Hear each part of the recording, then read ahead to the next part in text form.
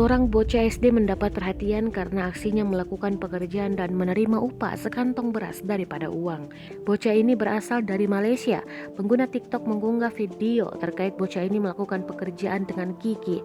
Aksinya mendapat pujian dari pengguna TikTok karena ia memilih beras sebagai upah daripada uang. Dengan keinginan beras tersebut bisa dimakan satu keluarga. Postingan ini diunggah pengguna TikTok Faiz Saleh pada hari Senin 28 Juni 2021. Sampai saat ini videonya telah ditonton ratusan ribu tayangan dan mendapat berbagai respon dari pengguna medsos.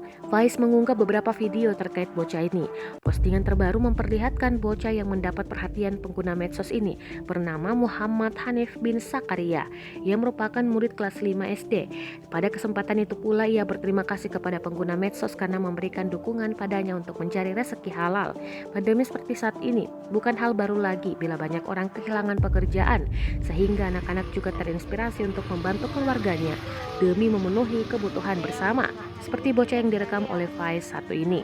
Dengan gigi, bocah ini mengecat beberapa meja dan menerima upah dari pekerjaannya adalah beras. Ia sengaja memilih beras sebagai upah untuk bisa dibagikan kepada seluruh keluarga, karena apabila ia menerima uang, maka uang itu hanya cukup untuk beberapa orang.